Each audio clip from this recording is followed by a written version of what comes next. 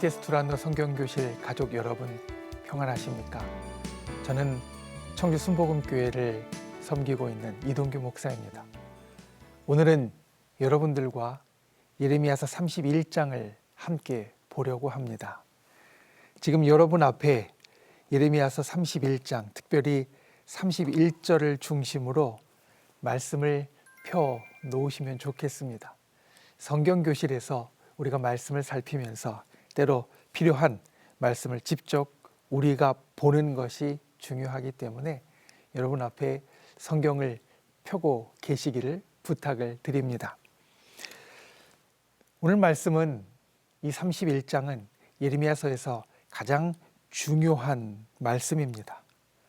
흔히 서로 다른 두 개가 맞아가는 것을 싱크라고 합니다. 우리가 방송을 통하여서 한 채널로 지금 이 예레미야서를 내보내고 있는데 여러분이 그 채널을 찾아서 선택해서 보았을 때 이것이 우리가 보내고 받을 수 있는 것처럼 이것을 싱크라고 부르는 것처럼 오늘 우리가 함께 보는 예레미야서 31장의 말씀은 예레미야의 마음과 하나님의 마음이 서로 맞아가는 하나가 되는 싱크가 되는 순간이고 그러한 말씀이 되어집니다. 앞서 예레미야서 28장에서 예레미야와 하나냐의 대결 가운데 예레미야가 했던 말 혹시 기억하십니까? 하나냐가 하나님의 말씀이 아닌 자기의 말을 이야기했고 거짓된 말을 말했지만 예레미야는 28장 6절에 보면 그 하나냐의 선포에 대해서 다음과 같이 대답합니다. 아멘. 여호와는 이같이 하옵소서. 하나님께서 주신 말씀은 그것이 아니었지만 자기의 마음은 그러했다라는 겁니다. 예레미야의 인간적인 마음은 하나님께서 주신 말씀을 심판을 선포하는 중에도 구원이 있었으면 또 하나님께서 큰 긍휼과 자비를 베풀어 주셨으면 하는 것이 그의 마음이었습니다. 그런데 그와 같은 마음이 오늘 하나님으로부터 전달되어서 예레미야를 통해 선포되어집니다. 오늘 우리가 함께 보는 예레미야서 31장, 이 장은 그 앞에 31장과 같이 합쳐져서 예레미야서에서 가장 많은 약속의 말씀이 등장하는 곳입니다. 그래서 예레미야서 안에서 이 30장과 31장은 위로의 작은 책이라는 별명이 붙어 있습니다.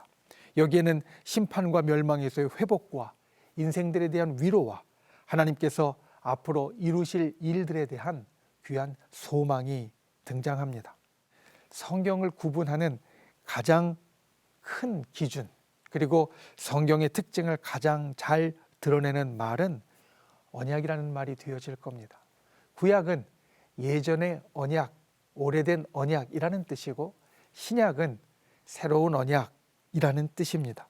그런데 예레미야서 31장 31절은 바로 이 신약, 새로운 언약이라는 말의 근원이 되는 구절입니다. 성경에서 처음 등장하는 새 언약이라는 말, 그 말씀이 들어있는 오늘 이 본문을 우리가 함께 살피고 또 알고 새기고 붙잡는 귀한 시간이 되시기를 주님의 이름으로 부탁을 드립니다. 오늘 말씀 가운데 우리가 반드시 기억해야 할 첫 번째는 이것입니다. 사랑이 모든 것을 덮는다라는 겁니다. 여러분, 우리가 하나님을 생각하면 어떤 마음이 드십니까? 무서운 마음이 드십니까? 아니면 무섭지 않은 마음이 드십니까? 아마도 우리가 천국을 생각하면 하나님이 무섭지 않을 것이고 지옥을 생각하면 무서울 수 있습니다. 이것을 조금 더 확장해서 생각하면 우리가 천국에 갈 그 상급을 생각하면 우리는 하나님이 무섭지 않고 지옥, 심판을 생각하면 우리는 하나님을 무섭게 느낍니다. 우리가 하나님에 대해서 가끔 갖는 이 무서움, 두려움의 원인은 결국 심판입니다. 예레미야가 하나님의 말씀을 선포할 때 그 당시의 사람들이 예레미야를 힘들게 만들었던 이유, 그것은 바로 예레미야가 계속해서 하나님의 심판을 그들에게 선포했기 때문입니다. 사람들은 예레미야가 전하는 심판의 그 메시지가 두렵고 싫었습니다. 그렇다면 하나님께서 심판하시는 이유는 무엇이며 왜 우리에게 두려움의 대상이 되실까요? 우리가 예레미야의 선포를 통하여 여러 번 살핀 것처럼 심판의 이유와 의미는 바로 우리의 회개와 구원입니다. 하나님께서 인간을 심판하시는 이유는 그 심판을 통해 우리가 잘못된 것으로부터 돌이켜서 하나님께로 돌아오기 원하시기 때문이고, 우리가 멸망으로 달려가지 않고 구원으로 나아오기를 원하시기 때문입니다. 하지만 심판의 경고를 통해 이렇게 회개와 구원을 얻는다 해도 또 하나 사실 우리가 기억해야 할 중요한 것이 있습니다. 그것은 우리가 죄의 결과는 때로 책임져야 한다는 것입니다. 우리아의 아내였던 밧세바를 범한 다윗의 경우에서 우리는 이것을 확인할 수 있습니다. 사무엘하 12장에 보면 나단 선지자의 지적에 다윗은 자신의 잘못을 시인했고 하나님께서도 죄를 사하셨다라고 했지만 그가 지은 죄의 결과는 책임져야만 했습니다. 그래서 다윗의 아이가 죽게 됩니다. 이처럼 우리가 때로는 죄의 결과를 책임져야 한다고 해도 심판을 그리고 구원을 통해 하나님께서 보이는 마음은, 그 가장 깊은 곳에 있는 마음은 사랑입니다. 하나님께서 이 사랑이 없으셨다면 예언자를 보내어서 우리에게 경고하지도 않으셨을 것이고, 사랑이 없으셨다면 우리로 인해 마음 아파하며 수고하시는 모든 것을 하실 이유가 없었을 것입니다. 오늘 말씀에서 보이는 가장 깊은 것, 가장 근본에 있는 것이 바로 이 사랑입니다. 31장 31절 여호와의 말씀이니라. 보라, 날이 이르리니 내가 이스라엘 집과 유다 집에 새 언약을 맺으리라. 31장은 1절에서 하나님께서 이스라엘의 하나님이 되고 이스라엘은 하나님의 백성이 되리라 라는 말로 시작을 합니다. 하나님은 이스라엘의 하나님이 되셨고 이스라엘 백성은 하나님의 백성이 되었습니다. 이것은 성경을 보면 출애굽한 이후에 시내산에서 맺은 언약으로 이루어졌습니다.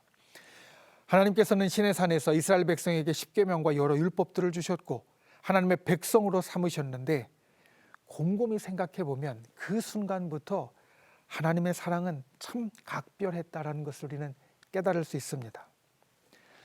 여러분 생각해 보십시오.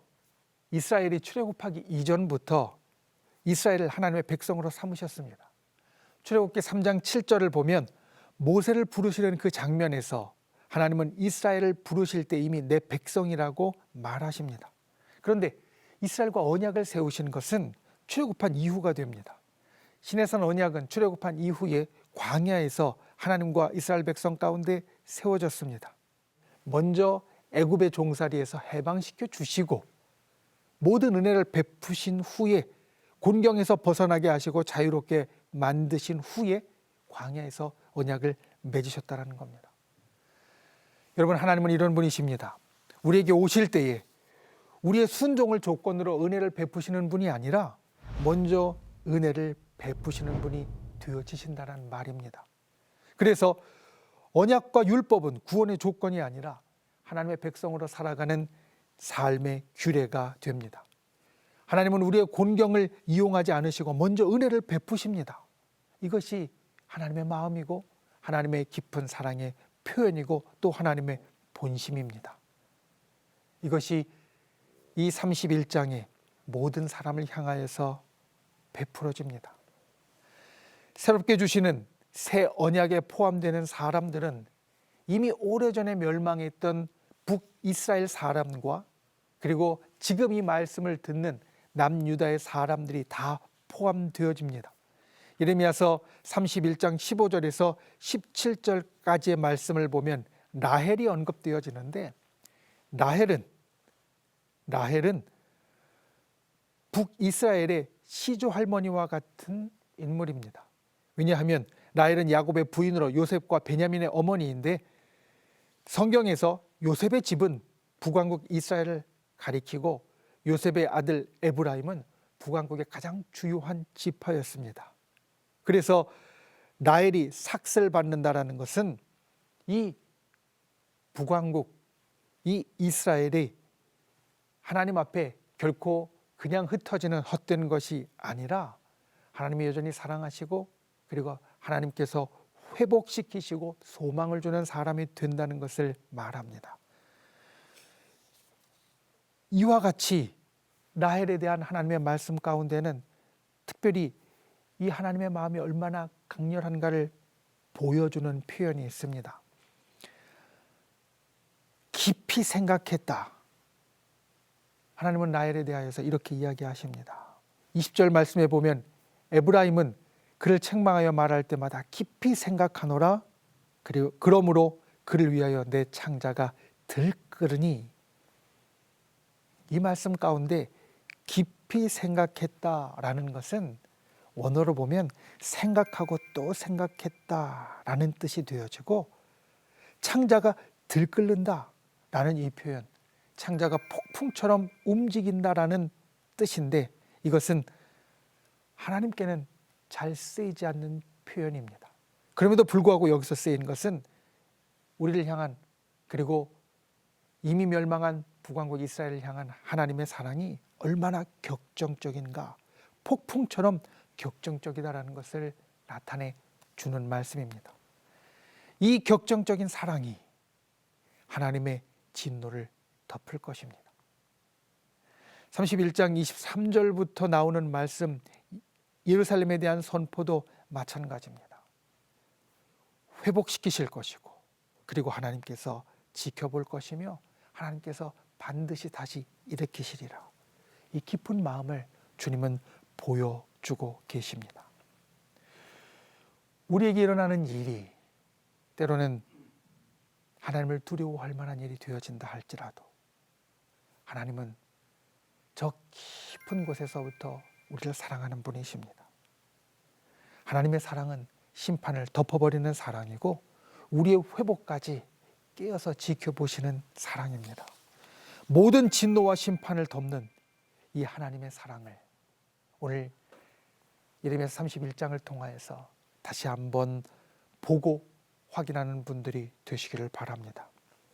우리의 눈을 열어 두렵고 화내시는 하나님이 아니라 모든 일에 사랑으로 움직이는 그 하나님의 마음을 볼 수 있는 저 여러분이 되시기를 주님의 이름으로 부탁을 드립니다. 두 번째로 오늘 말씀, 특별히 한 절 한 절을 보면서 기억해야 될 것은 우리는 늘 출발하는 사람이 되어야 한다는 겁니다. 우리를 향한 하나님의 깊은 사랑의 마음이 가장 잘 드러낸 말씀, 예레미야서 31장 31절부터 34절까지의 말씀입니다. 존 브라이트라는 아주 유명한 신학자는 이 말씀을 향하여서 이렇게 이야기했습니다. 성경 전체를 통하여서 가장 심오하고 가장 감동적인 구절 중에 하나이다. 31절 말씀, 여호와의 말씀이니라. 보라, 날이 이르리니 내가 이스라엘 집과 유다 집에 새 언약을 맺으리라. 여기에서 날은 이스라엘이 회복되는 시대를 말합니다. 그리고 새 언약을 맺는다는 말씀, 언약이라는 말과 새롭다라는 말이 함께 결합되어져서 한 구절 가운데 나오는 것은 구약에서 이곳이 유일합니다. 새 언약이라는 말은 그 자체로도 아주 특별한 말인데 그것이 이곳에서 처음 등장하며 특별히 그 새 언약을 말하면서 하나님은 어떠한 조건이나 어떠한 다른 말을 붙이지 않고 내가 맺으리라 라는 말로 이것을 선포하시고 있습니다. 이 새 언약이 하나님의 일방적인 주도권 아래 맺어지는 단독의 행위라는 것입니다. 이 말씀을 보면 이것은 하나님의 비장한 결심이라는 것을 우리는 알 수 있습니다. 두 가지를 통해서 알 수 있는데, 하나는 이 구절이 마치 하나님의 혼잣말과 같다라는 것이고, 또 하나는 여기에 이스라엘이나 유다를 하나님께서 너로 칭하지 않고 3인칭 복수 그들로 칭하고 있다라는 것입니다. 무슨 말씀이냐면 언약이라는 것은 본래 우리가 일반적으로 파트너가 필요한데 당사자가 필요한데 내가 있고 언약을 맺는 당사자가 필요한데 이스라엘과 유다가 그 언약의 당사자로서 너로 언급되는 것이 아니라 마치 언약을 구경하는 듯한 구경꾼으로 3인칭으로 그들로서 하나님은 지칭하고 계십니다. 즉 언약의 당사자가 없어도 내가 반드시 이 언약을 맺고 이루리라 라는 하나님의 비장한 결심이 이 가운데 나타난다라는 말씀입니다. 32절 말씀, 이 언약은 내가 그들의 조상들의 손을 잡고 애굽 땅에서 인도하여 내던 날에 맺은 것과 같지 아니할 것은 내가 그들의 남편이 되었어도 그들이 내 언약을 깨뜨렸음이라. 여호와의 말씀이니라. 여기에서는 새 언약과 비교되는 옛 언약을 설명합니다. 이 옛 언약, 출애굽기에 나오는 시내산 언약인데 이스라엘은 이 언약을 깨뜨렸습니다. 그리고 이 말씀은 33절로 이어집니다. 우리 같이 보겠습니다. 그러나 그날 후에 내가 이스라엘 집과 맺을 언약은 이러하니 곧 내가 나의 법을 그들의 속에 두며 그들의 마음에 기록하여 나는 그들의 하나님이 되고 그들은 내 백성이 될 것이라. 여호와의 말씀이니라. 여기에는 예레미야 선포의 최종적인 성취의 그림, 마지막에 어떤 일이 있을 것인가 하는 것이 그려집니다. 그것은 우리와 하나님과 맺게 되는 아주 특별한 관계입니다. 이 말씀 가운데 등장하는 나는 그들의 하나님이 되고 그들은 내 백성이 될 것이라 라는 말씀은 레위기에 나오는 사실 옛 언약의 어구입니다.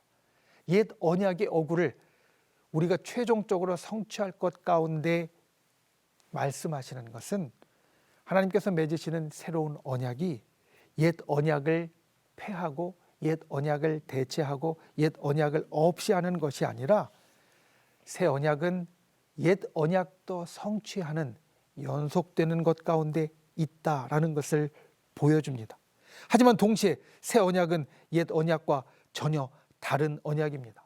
옛 언약은 돌판에 기록되었지만 새 언약은 그들의 속에 두고 그들의 마음에 기록될 것이다. 한 신학자는 이 말씀을 이렇게 해석합니다. 하나님과 사람 사이에 이제는 진정한 연대감이 만들어질 것이다. 사실 하나님은 그 백성과 본래부터 친밀한 분이셨습니다. 32절에 보면 하나님은 조상들의 손을 잡았다 라고 말씀하시면서 친밀하신 하나님의 모습을 보여주는데 이제는 그 친밀함이 겉에 있는 것이 아니라 속으로 들어옵니다. 손을 잡는 외형이 아니라 내 속과 마음으로 내면화됩니다. 그래서 이제는 다시는 손을 놓는 일이 없을 것이고 변할 수 없는 진정한 연대감이 만들어질 것이다. 이 말씀은 우리들에게 이와 같이 선포하고 있습니다. 마지막 34절의 말씀, 새 언약의 결과를 말합니다. 그들이 다시는 각기 이웃과 형제를 가리켜 이르기를 너는 여호와를 알라 하지 아니하리니 이는 작은 자로부터 큰 자까지 다 나를 알기 때문이라. 내가 그들의 악행을 사하고 다시는 그 죄를 기억하지 아니하리라. 여호와의 말씀이니라. 모두가 하나님을 알게 되는 것은 구원의 완성을 말합니다. 오늘 34절 새 언약의 마지막 구절은 이와 같은 구원의 완성이 마지막 때 온전히 이루어질 것이다 라는 것을 말합니다. 그리고 그 구원의 완성을 이루기 위하여서 정말 아주 놀라운 차원이 다른 엄청난 구원의 약속을 우리들에게 줍니다. 내가 그들의 악행을 사하고 다시는 그 죄를 기억하지 아니하리라. 법률 용어로 말하면 하나님께서는 우리들의 죄를 완전히 면해 주시고 그리고 그거에 대한 모든 것들을 기각하실 것이다 라는 말로 오늘 여기에서 우리들에게 선포합니다. 더 이상 우리들의 회개가 필요하지 않고 이 용서는 하나님께서 주권적으로 하시는 용서가 되어지고 이 용서는 우리 속에 있는 내적인 변화와 하나님과의 긴밀한 관계와 그리고 신실하고 즐거워하며 포용하는 공동체를 가능케 하는 기반이 될 것이다. 이렇게 말씀하고 있습니다. 그리고 오늘 이 말씀 가운데 더욱더 특별한 것은 31절부터 34절까지 반복되는 어구가 있습니다. 우리가 이 말씀을 한 절 한 절 읽었는데 31절부터 34절까지 여호와의 말씀이니라 라는 것이 한 절 한 절 반복됩니다. 다른 곳 같으면 말씀을 시작하는 곳이나 말씀을 마무리 짓는 곳에 여호와의 말씀이니라 하나로 충분했을 것입니다. 그런데 이 구절은 31절부터 34절까지 매 절마다 하나님의 말씀이니라 라는 것을 선언하시므로 이 하나님의 약속은 너무나 분명하고 깨지지 않을 그런 확실한 약속이라는 것을 우리들에게 이야기하고 있습니다. 여러분, 하나님의 약속은 깨어지지 않습니다. 하나님의 약속은 분명히 이루어질 것입니다. 그리고 새로운 약속은 하나님께서 우리와 상관없이 주권적으로 이루어지실 겁니다. 이것을 기억하는 분들이 되시기를 바랍니다. 늘 출발해야 한다. 이것은 바로 여기에서 시작합니다. 하나님께서는 모든 약속을 이루실 것이고 모든 약속을 분명하게 완성하실 것입니다. 그런데 그 구원의 완성, 이 구원의 완성은 우리들에게 있어서 현재이지만 또 미래의 일입니다. 예수 그리스도의 십자가를 통하여서 우리들에게 이루어진 일이지만 또한 성령님께서 오늘 우리 속에 들어와서 여전히 역사하시고 그 마지막 완성을 향하여 나아가게 하는 미래의 일이 되어진다는 겁니다. 이것을 신학적으로는 소위 이미 이루어진 성취와 앞으로 이루어질 완성 사이의 긴장이라고 말합니다.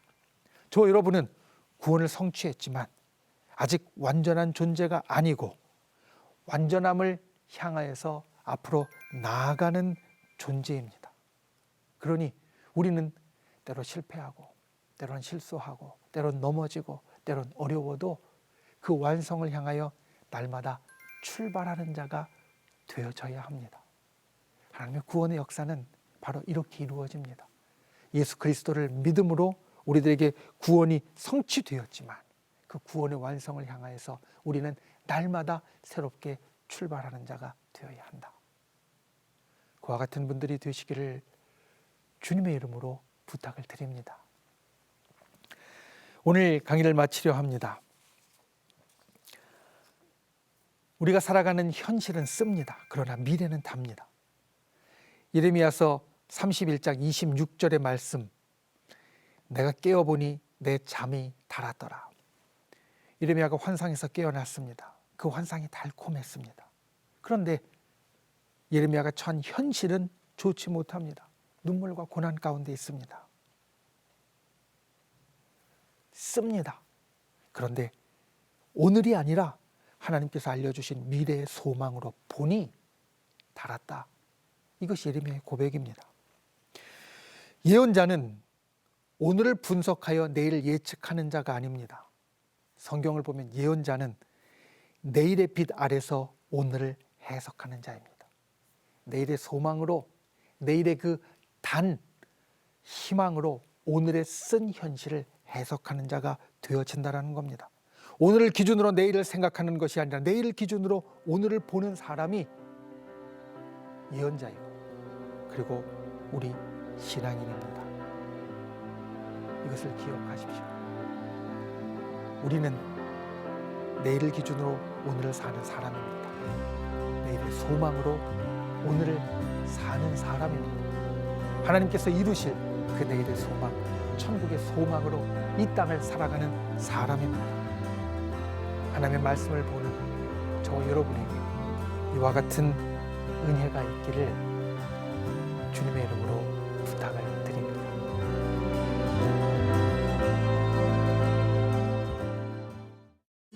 이 프로그램은 CTS 방송가족의 사랑과 후원으로 제작되었습니다. 후원전화 02-6333-1003번, ARS 060-808-1003 1004번으로 전화 주세요.